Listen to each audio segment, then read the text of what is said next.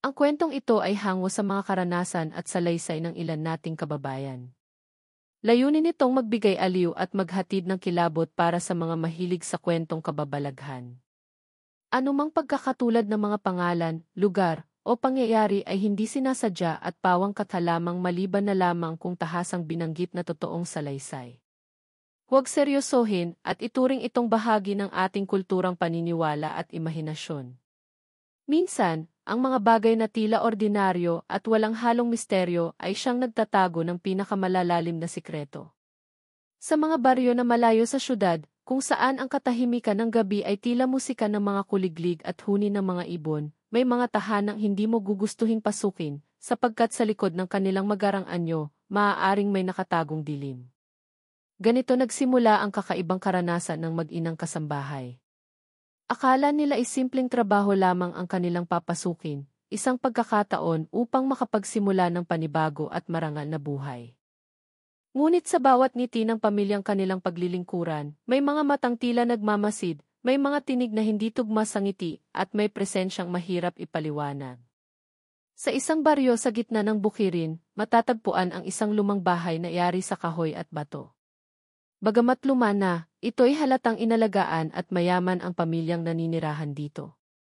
Sa unang tingin, maganda ang pagkakagawa ng bahay, may mga bintanang malalaki at malalapad ang silid.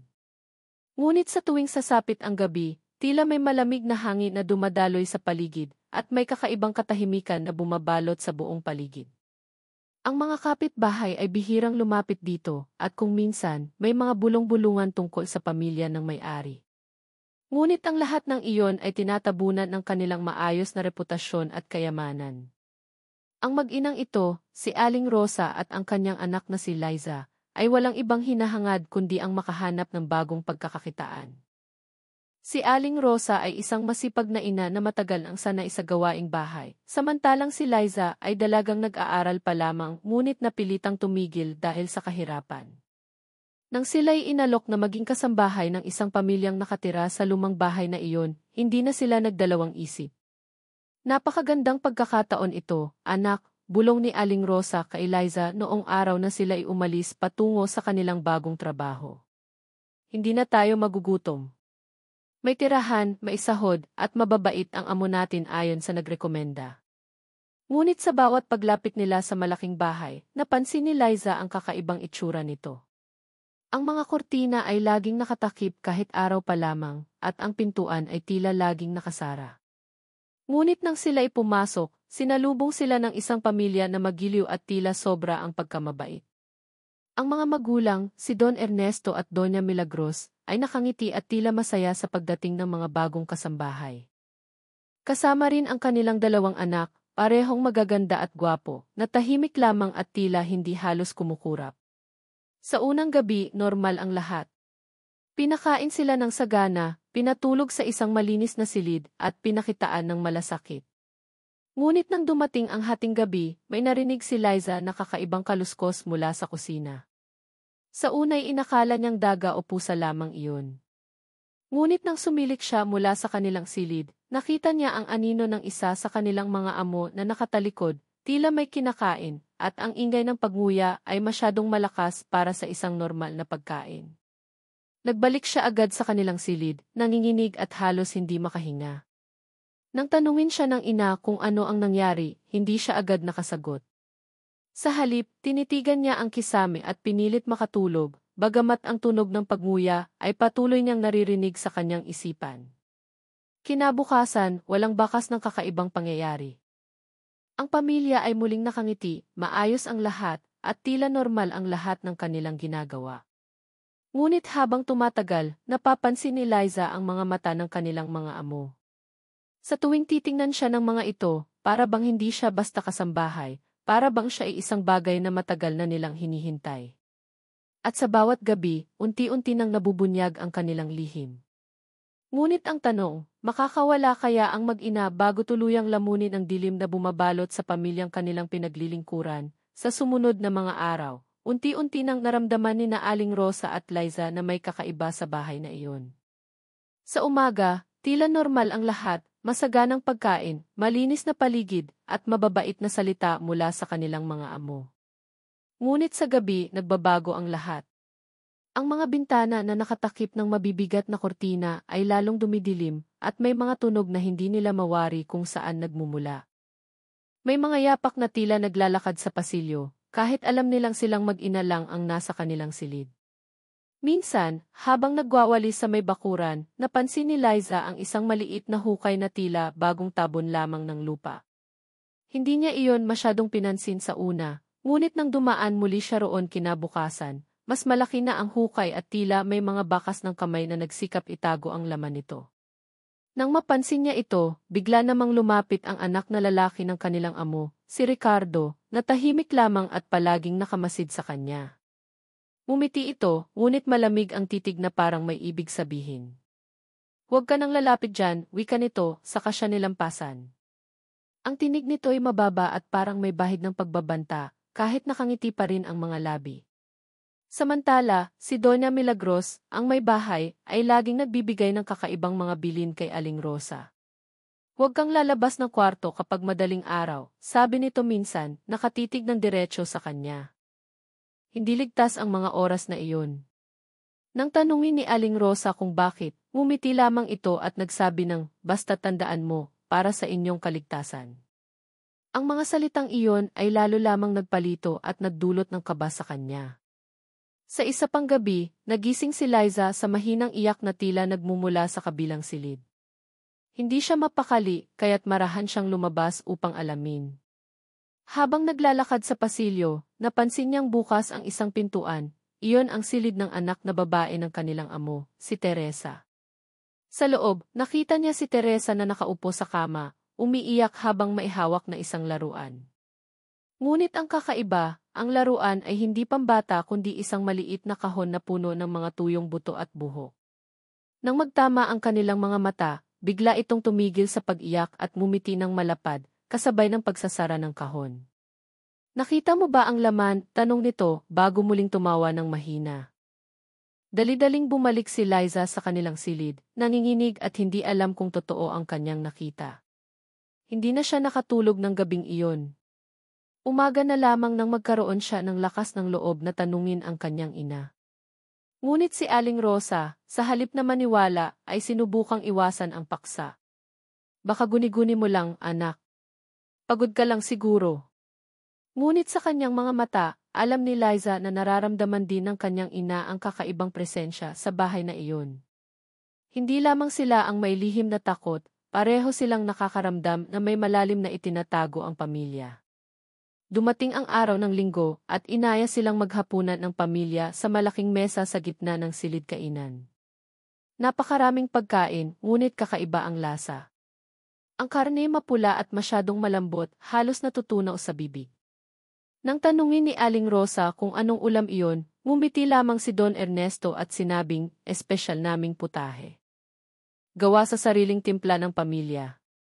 Hindi na sila nagtanong pa, ngunit kapwa nila naramdaman ang bigat sa kanilang sikmura matapos kumain. Kinagabihan, habang naglalaba sa likod ng bahay, nakarinig si Aling Rosa ng mga tinig mula sa loob ng malaking kusina. Mahina ngunit malinaw, tila nag-uusap ang mag-asawang amo. "Malapit na," wika ng lalaki. "Handa na sila. Hindi na magtatagal." Sumagot naman ang babae, lalo na ang bata. Malusog at sariwa. Napatigil si Aling Rosa at halos mabitawan ang kanyang mga hinuhugasang damit. Ngunit nang sumilip siya, wala siyang nakitang tao sa loob, tahimik ang lahat, parang walang naganap. Mula noon, lalo nang naging mabigat ang kanilang pakiramdam sa bawat araw na lumilipas. Sa bawat tingin ng pamilya, may nararamdaman silang lihim na gutom na nakatago sa mga mata. Sa bawat hapunan, parang sila ang sinusukat at tinitingnan, hindi bilang kasambahay, kundi bilang pagkain na nakahain, ngunit hindi pa oras kainin. Ngunit ang pinakamalaking tanong, hanggang kailan kaya nila kakayanin manatili sa bahay na iyon, bago tuluyang bumunyag ang katotohanang pilit na tinatago ng pamilyang kanilang pinaglilingkuran. Mula nang makita ni Liza ang kahon ng mga buto at buhok, hindi na siya mapalagay. Lalong tumindi ang kaba sa kanyang dibdib, at kahit pilitin niyang huwag isipin, bumabalik-balik sa kanyang isipan ang malapad na ngiti ni Teresa. Tuwing magtatama ang kanilang mga mata, pakiramdam niya ay alam ng dalaga na nakita niya ang lihim. At ang mas nakakatakot, tila ba lalo pang tumitindi ang pagkamasid ng buong pamilya sa kanya. Samantala, si Aling Rosa ay nagiging tahimik na rin. Hindi na siya katulad ng dati na laging masigla at masipag magkwento. Kapansin-pansin ang kanyang pagiging balisa at ang bigla-bigla niyang pagtigil sa trabaho tuwing may maririnig na kakaibang tunog. Minsan, habang naglalampaso siya sa sahig, may nakitang mansa ng dugo na tila lumalabas mula sa ilalim ng pinto ng silid sa dulo ng pasilyo. Nang mabilis niya itong punasan, bigla na lamang itong nawala, parang hindi talaga totoo. Ngunit ang amoy, matapang at maalat, ay nanatili sa kanyang ilong. Dumating ang isang gabi na lalo pang nagpalala ng kanilang takot. Habang magkasama silang naglalabas sa poso sa likod ng bahay, nakarinig sila ng mga yapak na papalapit. Nang lingunin nila, walang tao. Ngunit ang mga yapak ay malinaw na nagmumula sa kanilang paligid, paikot-ikot, paikot sa kanila. Nagkayakap silang mag-ina at halos hindi na makagalaw. Maya-maya, huminto ang mga yapak at sa malayo ay nakita nila ang figura ni Don Ernesto, nakatayo at nakatingin lamang. Gabi na, bakit hindi pa kayo natutulog? Tanong nito, mababa ang boses at malamig ang ngiti. Wala silang naisagot at mabilis silang bumalik sa kanilang silid. Mula roon, nagsimulang magbago si Liza. Ang dating masunurin at tahimik na anak ay nagsimulang magduda at maghanap ng paraan para makatakas. Ngunit alam niyang hindi basta-basta iyon mangyayari. Ang mga pintuan ng bahay ay laging nakakandado mula sa labas tuwing gabi. At ang mga bintana, kahit buksan, ay may mga bakal na rehas na parang kulungan. Napagtanto niya na unti-unti silang nabibihag sa bahay na iyon. Habang lumalala ang sitwasyon, nagsimulang lumabas ang isa pang kakaibang suliranin. Isang gabi, habang natutulog si Aling Rosa, nagising siya sa mabigat na pakiramdam sa kanyang dibdib. Nang idilat niya ang kanyang mga mata, nakita niya si Ricardo, nakaupo sa gilid ng kanilang kama, nakatitig lamang at walang kurap. Ang kanyang mga mata ay kumikislap sa dilim, at tila wala siyang iniisip kundi ang pagmamasid. Nang kumilos si Aling Rosa, bigla itong tumayo at naglakad palayo, ngunit bago ito lumabas ng silid, tumingin pa ito at nagsabi ng mahina, malapit na kayong maging atin.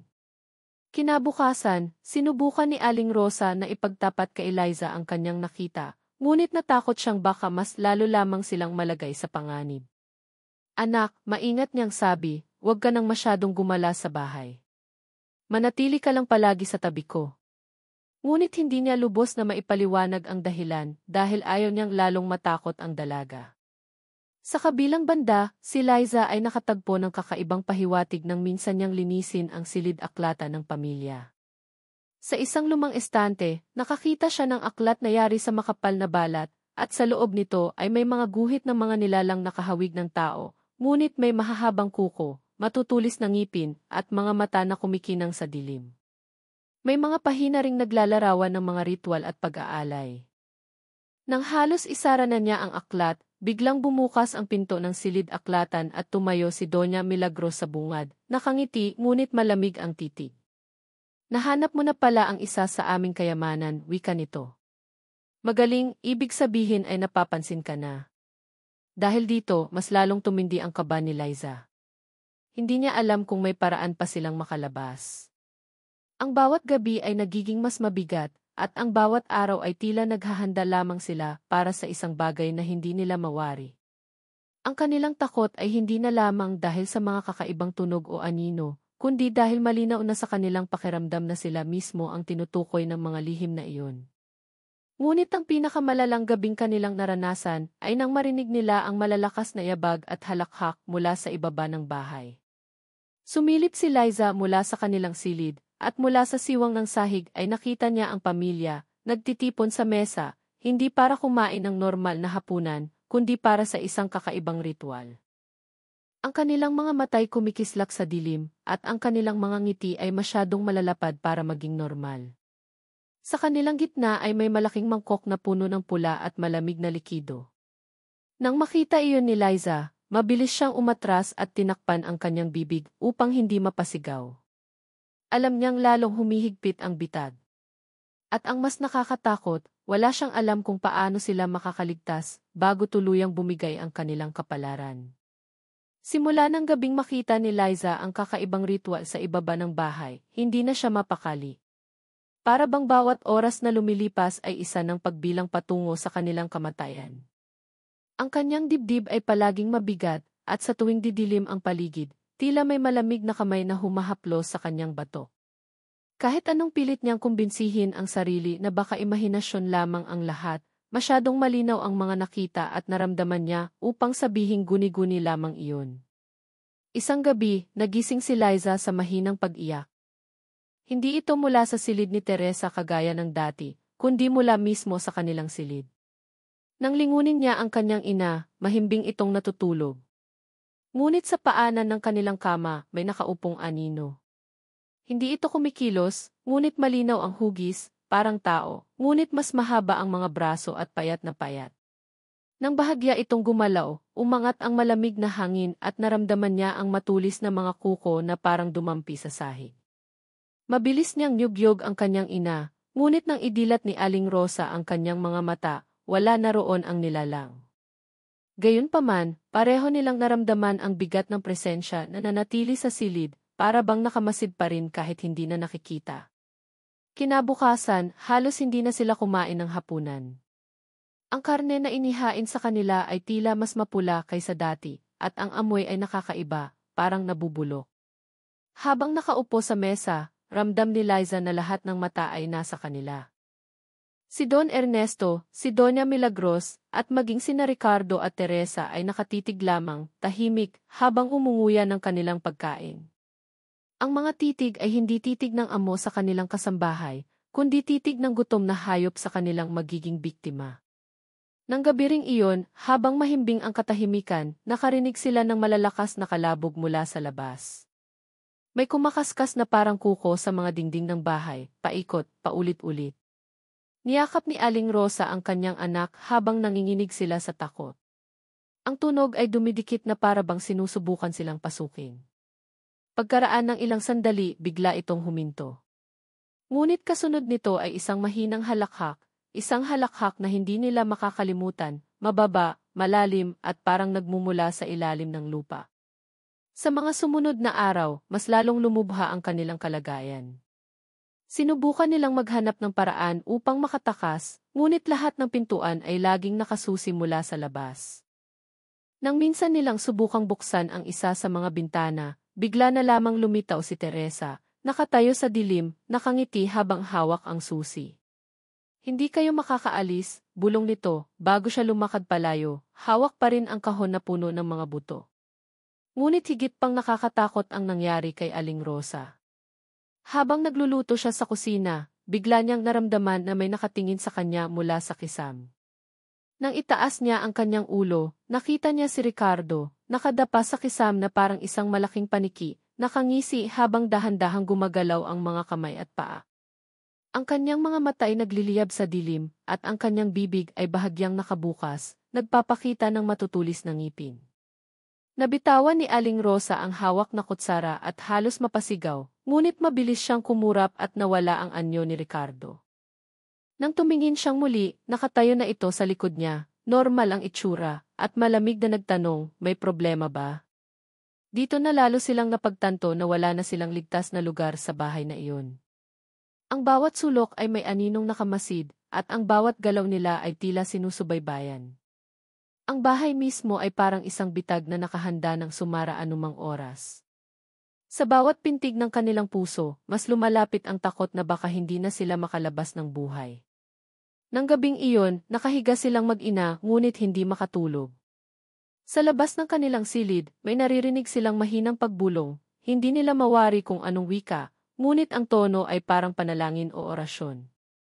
Ang mga boses ay nagmumula sa iba't ibang sulok ng bahay, minsan mula sa ilalim ng sahig, minsan mula sa kisam. Hanggang sa biglang bumukas ang pinto ng kanilang silid, dahan-dahan at pumasok ang malamig na hangin. Wala silang nakitang tao, ngunit narinig nila ang paglakad ng mabibigat na paa papalapit. Ang kanilang mga kamay ay mahigpit na naghawakan, habang ang mga yabag ay mas lalong lumalapit, humihinto sa paanan ng kanilang kama. At bago nila tuluyang maunawaan kung ano iyon, isang malamig na tinig ang nagbulong, "Hindi na kayo makakatakas." Ang malamig na tinig na narinig ng mag-ina ay patuloy na umuukil-kil sa kanilang isipan. Nang sumara ang pinto ng kusa, para bang sinarhan din sila ng pag-asa. Hindi sila makatulog hanggang umaga, at sa bawat pagdilat ni Liza, pakiramdam niya ay may mga matang nakamasid sa kanila mula sa dilim. Kinabukasan, halos wala silang lakas na kumilos. Ngunit kinailangan nilang bumangon upang gawin ang mga gawain sa bahay. Habang naglilinis sa may kusina, nakakita si Liza ng isang lumang larawan na nakapatong sa isang aparador. Sa una, akala niya simpleng lumang retrato lamang ng pamilya. Ngunit nang titigan niya, natigilan siya, sapagkat kasama sa larawan ang isang babaeng labis niyang nakilala. Isa itong kasambahay, at walang duda, Sean ay si Aling Rosa noong siya ay mas bata pa. Nanginginig ang kanyang kamay nang ibaling niya ang larawan sa kanyang ina. Nangingilid ang luha ni Aling Rosa habang pinagmamasdan iyon. "Anak, hindi ko akalaing nandito pa pala ang litrato." Sa puntong iyon, inamin ni Aling Rosa na minsan na siyang namasukan sa parehong bahay noong siya ay dalaga pa lamang. Ngunit hindi niya kailanman nakwento kay Liza, dahil pinilit niyang kalimutan ang lahat ng nangyari. "Akala ko panaginip lang noon. Nakatakas ako, pero hindi ko naisip na babalik pa ako rito, dala-dala ka pa." Dito nagsimulang lumabas ang nakakatakot na katotohanan. Noong kabataan ni Aling Rosa, isa rin siyang naging kasambahay ng parehong pamilya.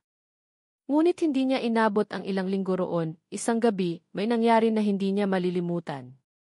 Narinig niya ang mga halakhak, nakita ang mga mata sa dilim, at nakatakas siya matapos itaboy ng isang matandang manggagamot mula sa baryo.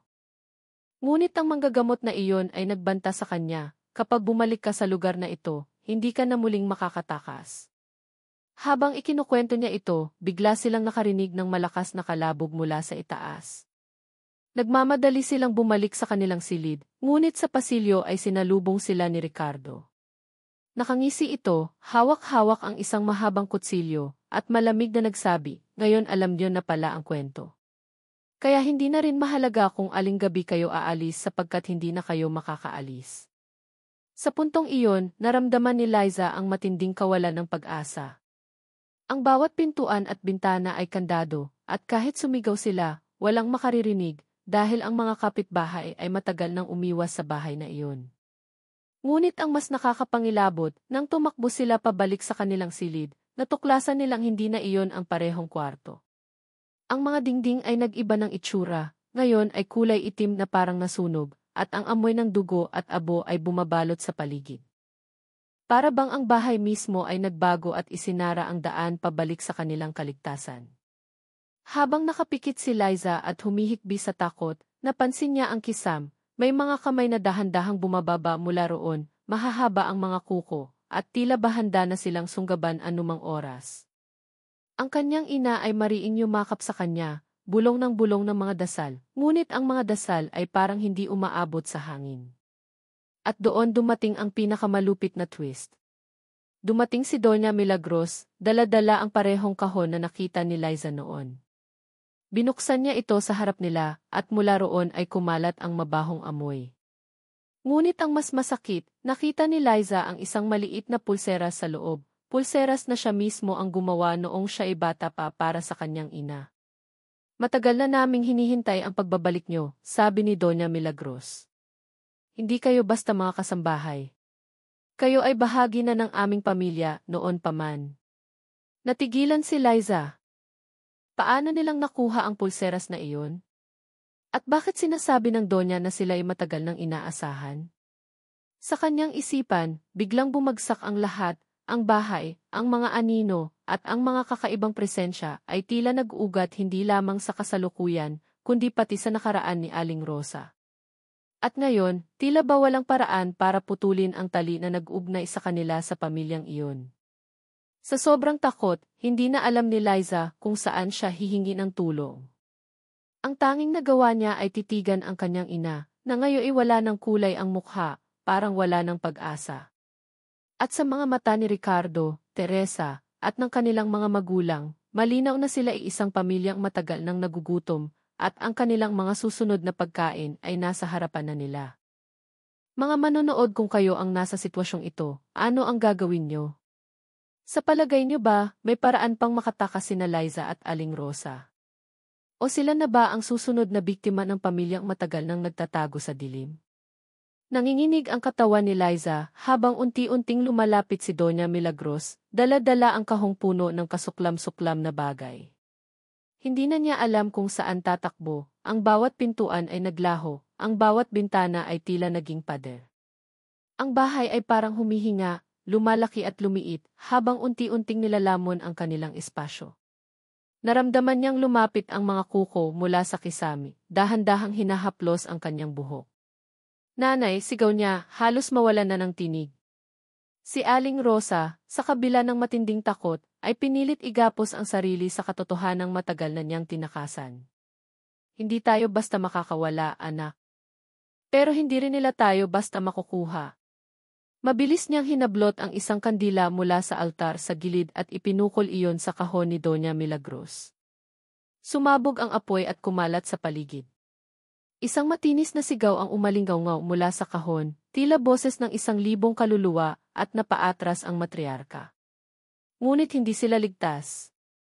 Si Ricardo at Teresa ay sumugod, ang kanilang mga mata ay nagliliwanag na pula, at ang kanilang mga kuko ay humaba na parang pangil ng halimaw.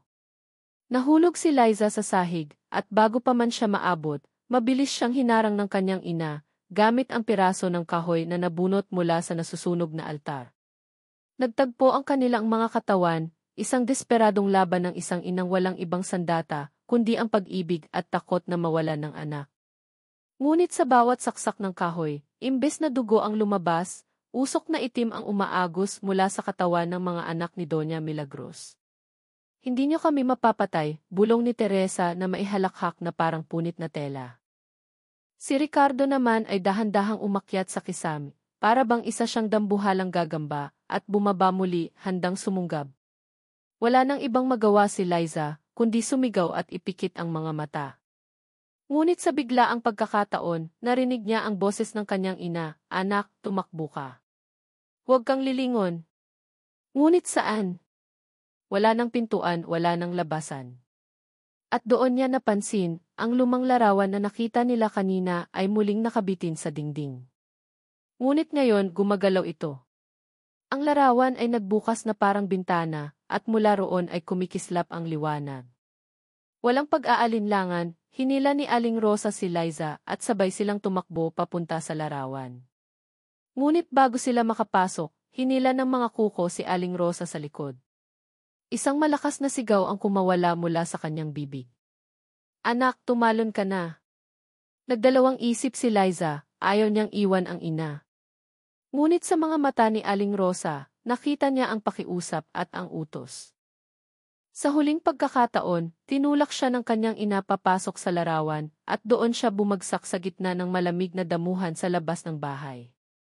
Habang hingal na hingal siyang gumapang, nakita niyang ang buong bahay ay tila nagliliyab, ngunit imbes na masunog, unti-unti itong nagiging abo na lumilipad sa hangin. Sa gitna ng apoy, nakita niya si Doña Milagros at ang buong pamilya, nakatayo, nakangiti at hindi nasusunog. Para bang sila mismo ang apoy. At doon dumating ang huling twist, sa lupa kung saan bumagsak si Liza, nakahandusay ang isang pulang pulseras. Ang parehong pulseras na nakita niya sa kahon. Dinampot niya iyon, at sa kanyang paghawak, biglang narinig niya ang tinig ng kanyang ina. Ngunit hindi ito humihingi ng tulong, bagkus, malamig at mahinang bulong, "Huwag kang bumalik, anak, dahil isa ka na sa kanila." Ang kanyang mga kamay ay nanginig. Sa pagkakatitig niya sa pulseras, napansin niyang dumidikit ito sa kanyang balat, parang hindi na siya kayang bitiwan. Ang mga mata niya ay unti-unting nagdidilim, at sa malayo, sa abo ng nasusunog na bahay, nakita niyang nakatayo si Aling Rosa, hindi na bilang ina, kundi bilang isa sa kanila. Mga nanonood, kung kayo ang nasa lugar ni Liza, tatakbo ba kayo ng tuluyan, iiwan ang lahat, kahit ang mahal niyong ina? O hahayaan niyo bang kainin kayo ng sumpang hindi niyo pinili? Sa palagay niyo, may paraan pa ba siyang makawala, Humahagulgol si Liza, habang nakahandusay sa damuhan, hawak-hawak pa rin ang pulseras na ayaw kumawala sa kanyang balat. Nanginginig ang kanyang katawan, hindi lamang sa lamig ng gabi, kundi sa bigat ng katotohanang iniwan niya ang kanyang ina sa apoy ng bahay na iyon. Ngunit kasabay ng kanyang pag-iyak, unti-unting lumalalim ang kanyang paghinga, parang may mabigat na humahabol sa kanyang dibdib, isang ritmo na hindi kanya. Sa pag-angat ng kanyang paningin, wala na ang malaking bahay. Ang natira na lamang ay abo na dinadala ng hangin, kumakalat sa paligid na parabang binubura ang lahat ng ebidensya na may bahay na minsan tumindig doon. Ngunit sa halip na ginhawa, mas lalo siyang natakot dahil kasama ng pag-abo ay may dumadaang mga bulong. Mga tinig na pamilyar, ang boses ng kanyang ina, ang pagtawa ng pamilya ng mga aswang, at maging ang sarili niyang tinig, na parang inuulit ang bawat iyak na kanyang binitawan. Gusto niyang tumayo, tumakbo, at tuluyang lisanin ang lugar, ngunit sa bawat hakbang ay parabang dinadala siya pabalik. Ang kanyang mga paa ay mabigat, at sa bawat pagdampi ng kanyang mga daliri sa pulseras, nararamdaman niyang kumikirot ang kanyang laman, tila may gumagapang na ugat mula rito papunta sa kanyang mga buto. Huminto siya, napaluhod at napasigaw ng nanay. Ngunit walang sagot, tanging ang lagitik ng abo sa hangin. Dumating ang mga kapitbahay kinabukasan, dala ang mga tanong kung bakit may amoy ng sinunog na kahoy at kung bakit may abo sa hangin. Ngunit laking pagtataka nila na wala silang nakikitang bakas ng apoy. Ang lupang kinalalagyan ng bahay ay malinis, para bang walang itinayong gusali doon kailanman. Tanging si Liza lamang ang nakahandusay pa rin sa damuhan, putlang-putla at halos hindi makapagsalita. Nang tanungin siya kung ano ang nangyari, hindi niya mabanggit ang totoo. Paano niya sasabihin ang pamilyang kanyang pinagsilbihan ay mga nilalang na hindi tao? Lumipas ang ilang linggo at nakabalik siya sa kanilang baryo. Ngunit iba na ang lahat. Madalas siyang mapatingin sa salamin at sa bawat pagtitig, may mga sandaling hindi na siya sigurado kung ang nakikita niya ay siya pa ba o ibang mukha, isang mukha na may pulang matang kumikislap. Ang mga kapitbahay ay nagsimulang umiwas sa kanya. May mga nagsasabing naririnig siyang bumubulong mag-isa sa gabi. May mga bata namang nagsusumbong sa kanilang magulang na nakikita raw nilang may anino sa tabi ni Liza, kahit mag-isa lang naman siya. Isang gabi, habang hawak-hawak niya ang pulseras na hindi pa rin niya maalis, napansin niyang kumikislap ito sa dilim. At sa kanyang pandinig, muling bumalik ang boses ng kanyang ina, hindi na humihingi ng tulong, kundi nag-uutos, "Anak, bumalik ka. Naghihintay kami." Napaluha siya, ngunit kasabay ng kanyang pag-iyak ay ang kakaibang pakiramdam ng pananabik. Para bang isang bahagi ng kanyang kaluluwa ang tinatawag pabalik sa lugar na iyon. Hindi na niya alam kung hanggang kailan siya makakatakas. Sa tuwing sinusubukan niyang itapon ang pulseras, lagi itong bumabalik sa kanyang pulso kinabukasan. Kapag sinusubukan niyang ipikit ang kanyang mga mata, lagi niyang nakikita ang imahe ng kanyang ina sa apoy, hindi bilang biktima, kundi bilang isa sa kanila. At heto ang nakakatakot, isang gabi, nagising siya na hindi na siya nakahiga sa kanyang banig. Nasa gitna siya ng isang madilim na silid, malamig at amoy abong basa. At sa sulok ng silid na iyon, may naroon, isang larawan na gumagalaw. Larawan ng lumang bahay na muling bumubukas. Sa loob, nakatayo ang kanyang ina, nakangiti, sabay sabing, "Matagal kitang hinintay." Mga nanonood, tapos na ba talaga ang bangungot para kay Liza? O nagsisimula pa lang? Kung kayo ang nasa kanyang kalagayan, susuko ba kayo at babalik, o lalaban kahit hindi sigurado kung may paraan pang makatakas? Sa palagay ninyo, may pag-asa pa ba siyang mailigtas ang kanyang kaluluwa, o tuluyan na siyang magiging isa sa mga aswang na kinatatakutan niya? Iwan ninyo ang inyong mga sagot sa comments, at sabihin kung gusto ninyo ng kasunod na bahagi ng kwento.